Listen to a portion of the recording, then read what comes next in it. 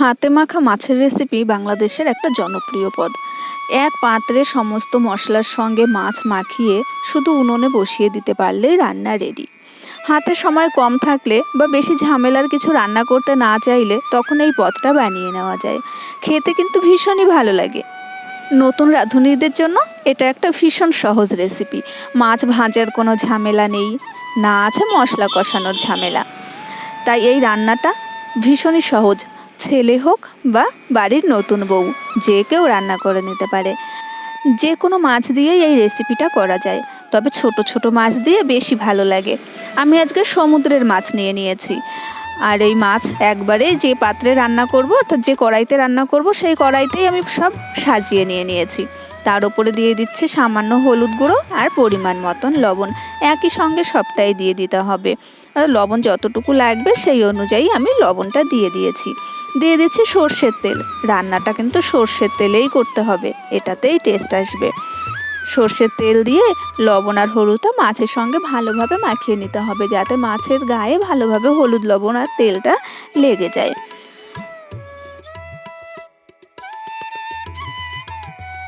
হলুদ লবণ মাখানো হয়ে গেলে মাছগুলো আবার রেখে দিলাম একটু সাজিয়ে। তারপরে দিয়ে দিতে হবে একটা বাটা মশলা। আমি এখানে মিক্সিতেই বেটে নিয়েছি, তবে আপনারা শিলে বেটে নিতে পারেন। 2টো মিডিয়াম সাইজের পেঁয়াজ, 8টা কাঁচা লঙ্কা, 15-20 কোয়া রসুন দিয়েছি, আর 1 ইঞ্চি মতো আদার টুকরো। একটা মিহি পেস্ট করে নিয়েছি, তবে ঝালটা অবশ্যই আপনারা আপনাদের টেস্ট অনুযায়ী দিয়ে দেবেন। 1 চামচ ধনে গুঁড়ো, 1 চামচ জিরে গুঁড়ো, এই দিয়ে এখন মাখিয়ে নিলেই একদম রেডি। আর এক্সট্রা কোনো মশলা এতে দেবো না, তবে আপনারা ধনে পাতা অ্যাড করতে পারেন। এটা ভালোভাবে মাখিয়ে নিয়ে 10 মিনিট ঢাকা চাপা দিয়ে রেখে দেবো, যাতে করে মাছের গায়ে সমস্ত মশলাগুলো ভালোভাবে কোটিং হয়ে যায় এবং মশলাটা মাছের ভেতরে ভালোভাবে ঢুকতে পারে। তাই এই মাছগুলো আবার একবারে সাজিয়ে নিয়ে ঢাকা চাপা দিয়ে 10 মিনিট একটু রেস্টে রেখে দিতে হবে।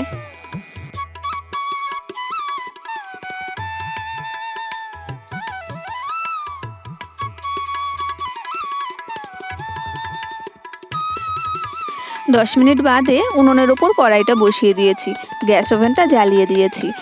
এই রান্নাটা একটু ধিমা আঁচেই করতে হবে, অর্থাৎ লো টু মিডিয়াম ফ্লেমে রেখে রান্নাটা করে নিতে হবে।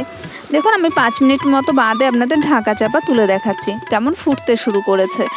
তো আবারও একটু ঢাকা চাপা দিয়ে রেখে দেবো, আর 5 মিনিট 10 মিনিট মতো বাদে সমস্ত মাছগুলো একটু উল্টে পাল্টে দিতে হবে, যাতে করে অপর পাশটাও ভালোভাবে রান্না হতে পারে। আবারও 5 মিনিট মতো বাদে আমি ঢাকা চাপাটা খুলে নিয়েছি। দেখুন, তেল কেমন ছাড়তে শুরু করেছে মশলা থেকে। এই সময় আমি মাছগুলোকে একটু উল্টে দেব, যাতে করে অপর পাশটাও ভালোভাবে রান্না হতে পারে আর মশলাটাও ঠিকঠাকভাবে লাগে মাছের দুপাশেই। এই কাজটা একটু সাবধানে করতে হবে, যেহেতু কাঁচা মাছ তো, তাই উল্টাতে গেলে ভেঙে যেতে পারে। তাই এই উল্টানোর কাজটা একটু সাবধানেই করবেন।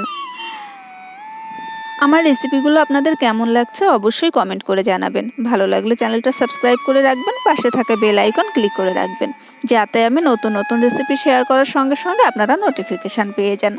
সমস্ত মাছগুলো আমার উল্টে নেওয়া হয়ে গেছে। এখন ঢাকা চাপা দিয়ে আর 5 থেকে 6 মিনিট রান্না করলেই কিন্তু রান্নাটা রেডি হয়ে যাবে। এই রান্নাটা আমার কাছে কিন্তু ভীষণই সহজ মনে হয়েছে, খেতেও কিন্তু ভীষণ সুস্বাদু হয়েছিল।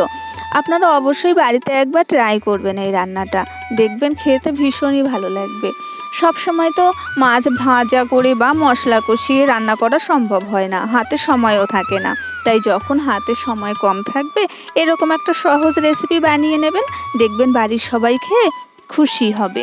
তবে বাংলাদেশের এই জনপ্রিয় রান্নাটা কিন্তু বাংলাদেশের মানুষ ভীষণই ভালোবাসে।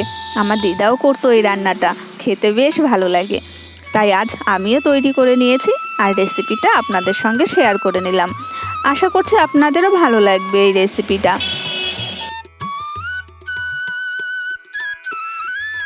দেখুন কত সুন্দর কালার এসে গেছে, রান্নাটা অলমোস্ট কমপ্লিট হয়ে গেছে। গরম গরম ভাতের সঙ্গে এরকম মাছের রেসিপি থাকলে আর কিচ্ছুই লাগে না। দেখা হবে পরের রেসিপির সঙ্গে, সেই পর্যন্ত সবাই ভালো থাকবেন। টাটা।